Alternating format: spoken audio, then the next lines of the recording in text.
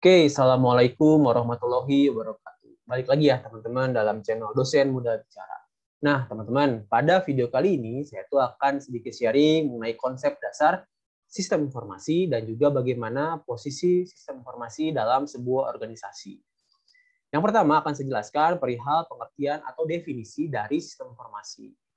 Kalau secara definisi, sistem informasi itu dapat diartikan sebagai sebuah kumpulan elemen-elemen yang saling berinteraksi, saling bekerja sama untuk mencapai tujuan tertentu yang telah ditentukan di awal. Jadi sistem informasi itu dibangun dengan harapan dapat mencapai sebuah tujuan, yang mana tujuan itu tercapai dari hasil interaksi elemen-elemen pembangunnya. Seperti itu. Itu secara definisi perihal sistem informasi. Lalu ini ada 4 aktivitas utama yang umumnya harus dimiliki atau dilakukan oleh sebuah sistem informasi. Yang pertama adalah mengumpulkan, yang kedua adalah manipulasi atau proses, yang ketiga adalah menyimpan, yang keempat adalah menyebarluaskan atau mendistribusikan. Seperti itu ya. Jadi hal pertama itu adalah mengumpulkan. Apa yang dikumpulkan? Jadi sistem informasi itu bertugas untuk mengumpulkan data-data yang relevan yang digunakan sebagai dasar input untuk diproses lebih lanjut, dan pada akhirnya itu akan menghasilkan sebuah output, apakah itu data lagi yang baru, atau misalkan informasi, atau bahkan pengetahuan, seperti itu. Nah, setelah dikumpulkan, data-data itu akan disimpan tentunya di sebuah database. Nah, aktivitas keduanya adalah manipulasi atau proses. Tadi seperti yang saya sudah sampaikan, bahwa data-data yang telah dikumpulkan akan dimanipulasi atau diproses supaya mendapatkan sebuah insight baru, supaya mendapatkan sebuah arti yang baru, supaya berarti bagi penerimanya. Jadi tidak lagi berupa data-data mentah, tapi akan menjadi sebuah informasi atau mungkin pengetahuan bahkan. Nah, aktivitas ketiga itu adalah aktivitas penyimpanan. Baik, misalkan tadi menyimpan data-data ya, data-data yang mentahnya, lalu juga menyimpan mungkin informasi hasil dari manipulasi, dan juga menyimpan mungkin juga pengetahuan hasil dari kumpulan beberapa informasi seperti itu. Jadi ada proses mengumpulkan, ada proses manipulasi atau proses, ada juga proses menyimpan, dan juga yang terakhir adalah proses menyebarluaskan atau mendistribusikan. Jadi data-data tadi atau juga informasi-informasi tadi, pengetahuan-pengetahuan tadi itu setelah menjadi sebuah insight baru itu akan disebarluaskan atau didistribusikan kepada pihak-pihak yang berwenang ataupun pihak-pihak yang berkepentingan yang memerlukan informasi tersebut. Jadi itu adalah tadi ya 4 aktivitas utama pada sebuah sistem informasi. Nah, tadi saya udah ngomongin data, udah ngomongin informasi, udah ngomongin pengetahuan. Ini akan saya coba jelaskan dari mulai data ya. Data itu diartikan sebagai fakta-fakta mentah. Fakta-fakta mentah yang ada di dunia ini.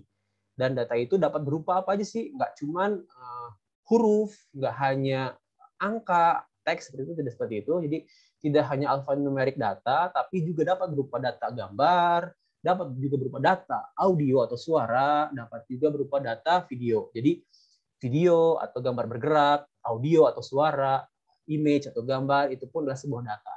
Yaitu fakta-fakta mentah yang belum memiliki arti apapun. Tapi itu adalah sebuah fakta, itu adalah data. Nah, yang kedua adalah informasi. Tadi ya, data atau kumpulan data yang telah dimanipulasi atau diproses lebih lanjut sehingga memiliki arti tambahan atau memiliki arti lebih atau memiliki sebuah makna bagi penerima. Jadi tidak lagi hanya berupa angka-angka atau misalkan gambar-gambar, tapi ada informasi yang didapatkan dari hasil proses atau hasil manipulasi.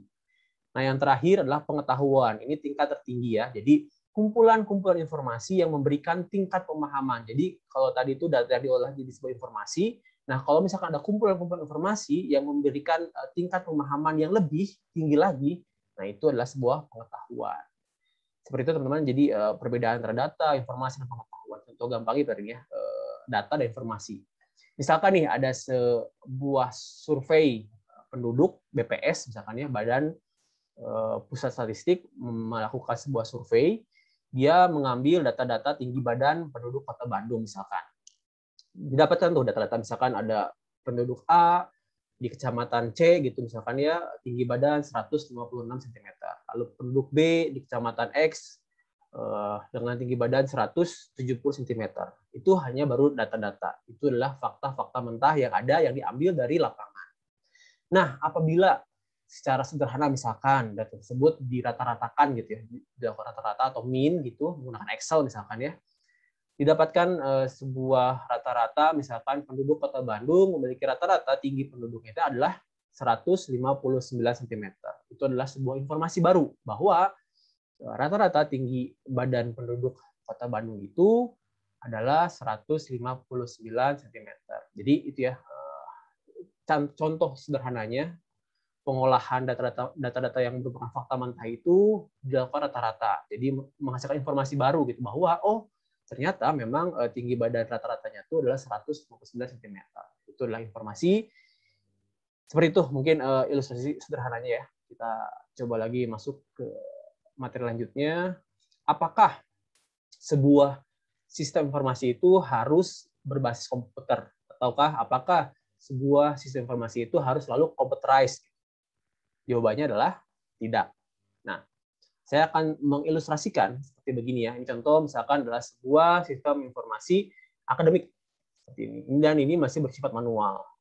Tapi dia tuh akan melakukan tadi ya 4 aktivitas yang menjadi inti dari sistem informasi. Yang pertama, nih contohnya misalkan ada sekelompok mahasiswa. Mahasiswa ini akan mengumpulkan KRS. KRS yang telah mereka isi.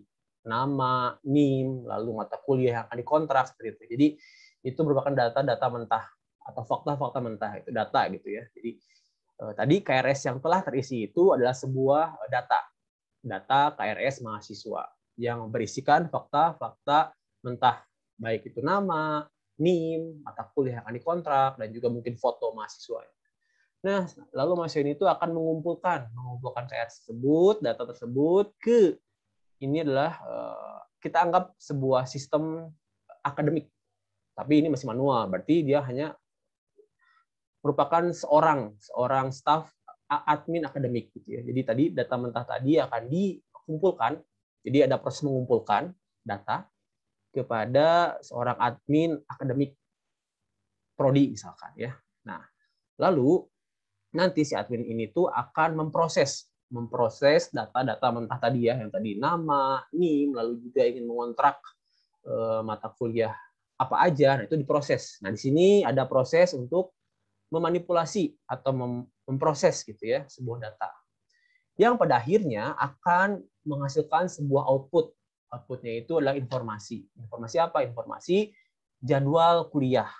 Jadi nggak lagi data-data mentah, nama, NIM, mata kuliah, apa yang, tapi jadi sebuah informasi bahwa ada jadwal untuk kelas 1, misalkan. Ada jadwal untuk tingkat 2, seperti itu. Adalah sebuah informasi. Nah, jadi tadi ya, udah ada proses mengumpulkan, ada proses memanipulasi, sehingga muncul sebuah informasi baru, yaitu jadwal. Nah, lalu juga ada proses menyimpan. Pasti jadwal yang telah tadi dibuat oleh seorang admin itu akan disimpan sebagai arsip. Arsip jadwal semester ganjil tahun ajaran berapa sampai berapa seperti itu. Jadi akan disimpan sebagai arsip tadi ya. Jadi admin pasti akan menyimpan sebagai arsip. Lalu selain disimpan, jadi ada proses ketiga menyimpan, admin tersebut itu akan menyebarluaskan atau mendistribusikan kepada pihak-pihak yang berkepentingan. Contohnya yang pertama adalah misalkan memasang di papan pengumuman jadwal seperti itu. Jadi nanti setelah disebarluaskan atau didistribusikan, baik mahasiswa maupun dosen akan dapat melihat informasi tersebut. Jadi akan berguna gitu. Yang tadinya hanya data berupa nama, NIM, lalu juga mata kuliah yang akan dikontrak, akan bertransformasi menjadi sebuah informasi jadwal perkuliahan yang mana akan dipasang di papan pengumuman dan juga akan dibaca, diakses oleh baik mahasiswa maupun dosen. Nah, itu berarti sistem ini telah melaksanakan keempat aktivitas inti dari mengumpulkan data tadi ya KRS, lalu memproses atau memanipulasi data tersebut sehingga menghasilkan sebuah informasi yaitu jadwal kuliah. Lalu juga admin akan menyimpan informasi tersebut dalam sebuah arsip. Lalu juga nantinya akan didistribusikan atau disebarluaskan dengan cara disimpan di papan pengumuman jadwal yang akan diakses oleh pihak-pihak yang berkepentingan. dalam hal ini mahasiswa dan juga dosen. Jadi ini adalah sebuah ilustrasi perihal bagaimana sistem informasi bekerja. Ini masih yang bertipe manual seperti itu. Tapi sekali lagi, namanya sistem informasi itu tidak harus selalu berbasis komputer. Tapi memang karena perkembangan zaman yang menuntut kecepatan, ketelitian, akurasi, mau tidak mau akhirnya sistem informasi ini akan dilekatkan atau melekat pada penggunaan tadi komputer seperti itu. Nah, lalu hal berikutnya adalah sistem informasi berbasis komputer ini tuh bukan hanya berupa atau tidak dapat dianalogikan hanya sebagai perangkat lunak. Lebih jauh nih ya, jadi sebenarnya dalam sebuah sistem informasi yang berbasis komputer ini tuh terdiri dari 6, setidaknya tuh 6 gitu ya, 6 perangkat-perangkat atau elemen yang mendukung. Pertama adalah hardware jelas, jadi hardware itu seperti ya entah itu laptop, entah itu desktop atau PC gitu ya, personal komputer. Jadi elemen pertama dalam sebuah sistem informasi itu adalah hardware. Nah yang kedua itu adalah software, yaitu perangkat lunak. Jelas memang di dalam perangkat keras atau hardware itu pasti akan dikembangkan sebuah software yang dapat menunjang sebuah sistem informasi. Jadi tadi ya elemen sistem informasi itu ada hardware, ada software, dan juga ada brainware. Nah brainware itu lebih ke manusia, jadi penggunaan otak gitu ya manusia. Jadi ada keterlibatan manusia dalam menjalankan sebuah sistem informasi. Ada brainware, lalu juga ada database.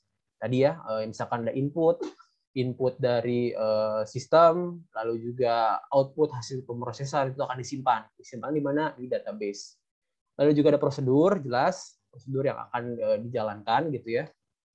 Lalu juga ada perangkat komunikasi atau telekomunikasi. Jadi untuk menghubungkan seluruh data, seluruh informasi itu tuh akan menggunakan perangkat komunikasi atau perangkat telekomunikasi. Jadi jelas dewasa ini penggunaan internet itu tuh sangat berpengaruh gitu untuk baik pengumpulan data maupun pendistribusian informasi itu akan membutuhkan perangkat telekomunikasi. Jadi ini ada 6 elemen sistem informasi, yang pertama hardware, software, brainware, database, prosedur, dan juga perangkat komunikasi atau komunikasi. Nah, lalu ini adalah pada umumnya ini itu adalah pembagian level manajemen di organisasi. Ada yang paling bawah itu adalah level operasional atau enterprise gitu ya. Yang kedua itu adalah level menengah atau level manajemen menengah gitu, dan yang ketiga itu adalah puncak top management. Nah, tentu saja penggunaan sistem pun akan berbeda untuk setiap levelnya. Contoh di sistem paling bawah ini atau operasional ini digunakan tuh sistem enterprise. Jadi setiap bagian itu akan menggunakan sistem-sistem informasi, misalkan sistem informasi gudang, sistem informasi absensi karyawan, sistem informasi penjualan. Jadi sistem informasi yang digunakan di sini tuh lebih ke mendukung operasional keseharian. Gitu. Misalkan ya, contoh misalkan ada sistem informasi gudang, di situ akan dicatat setiap ada barang masuk, barang keluar, lalu juga akan mencatat barcode barang. Kalau misalkan di sisi kepegawaian, di situ akan dilakukan proses check-in masuk, absensi karyawan, check-out keluar, pengajuan cuti, pengajuan perjalanan dinas. Jadi hal-hal yang berhubungan dengan operasional sebuah perusahaan itu, nah itu yang akan didukung pada sistem informasi di level operasional atau yang paling bawah, yang bottom ya. Nah untuk yang middle ini dia itu udah lebih mulai ada kontrol atau mulai ada pengelolaan manajemen gitu. Contoh misalkan tadi ya di level paling bawah ini tuh dia mencatat ada penjualan produk A, B, C sebesar berapa, dia catat gitu tadi ya si proses penjualan itu, yang hasilnya tuh dia tuh akan nanti menghasilkan sebuah misalkan grafik gitu ya, grafik penjualan yang mana misalkan contoh ini perusahaan UMKM clothing misalkan, dia tuh akan terus mencatat di level yang paling bawah ini, mencatat semua penjualan, semua produksi dia catat gitu ya, dan misalkan dihasilkan grafik, dashboard grafik itu menunjukkan bahwa setiap periode mau hari raya Idul Fitri dan juga periode mau Natal tahun baru tuh pasti produk A dan B itu akan habis terjual gitu kan. Sementara di sisi produksi itu dia hanya segitu sama gitu, disamakan untuk setiap periode waktunya. Nah, nanti di sisi middle management itu akan melihat gitu dashboard penjualan.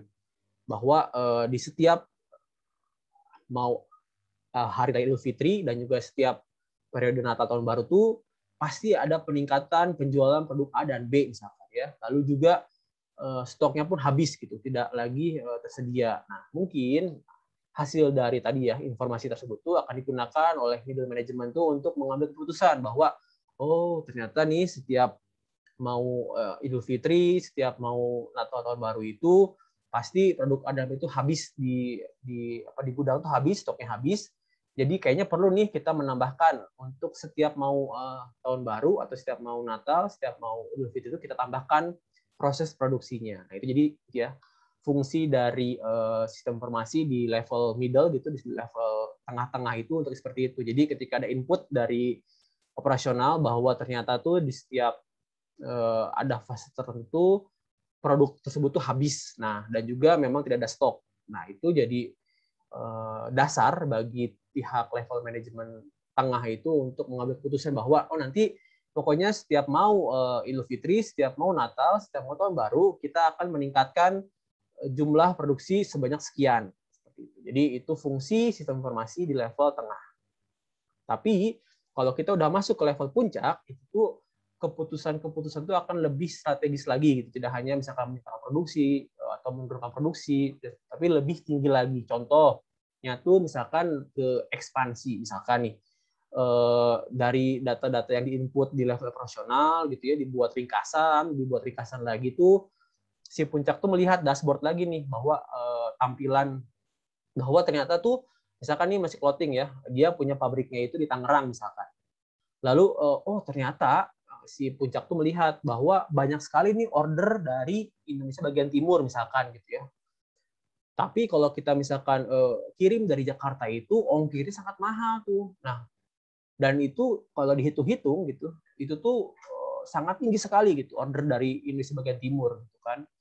Nah, gimana caranya ini supaya misalkan customer-nya puas dan kita juga bisa semakin meningkatkan penjualan di sana dengan cara misalkan ongkirnya lebih murah. Nah, contohnya misalkan oh berarti dengan data itu tuh saya pengen ekspansi nih misalkan membuat lagi pabrik atau gudang di misalkan Sulawesi seperti itu. Jadi kalau yang level puncak itu nggak lagi mengurusi operasional tapi dia tuh lebih memutuskan hal-hal yang bersifat strategis tadi, apakah ekspansi, membangun cabang baru, apakah perampingan gitu ya, apakah penambahan karyawan, apakah pengurangan karyawan gitu. Jadi dia itu lebih ke level-level strategis yang akan menjadikan apa ya arah bagi perusahaan itu mau kemana gitu. Jadi lebih strategis. Nah, tentunya nanti hasil-hasil dari sistem informasi yang dihasilkan tuh akan berbeda setiap levelnya. Tadi ya, kalau misalkan di level operasional itu akan sangat-sangat detail.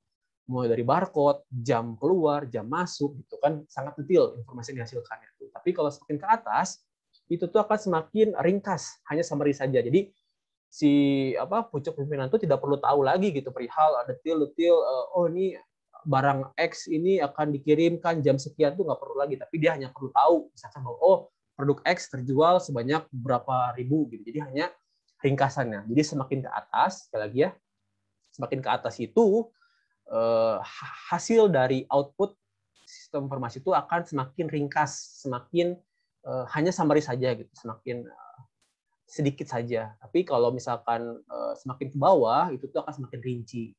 Gitu. Jadi mungkin itu ya tadi ya beberapa hal yang disampaikan dimulai dari tadi definisi sistem informasi, lalu juga sampai sekarang ini adalah penggunaan atau kriteria karakteristik sistem informasi pada setiap level manajemen. Terima kasih teman-teman semua atas perhatiannya. Mohon maaf bila ada kekurangannya, saya menerima masukan juga. Dan misalkan ada pertanyaan, tolong boleh diketikkan di kolom komentar. Jangan lupa ya di-subscribe channel ini dan juga di-like.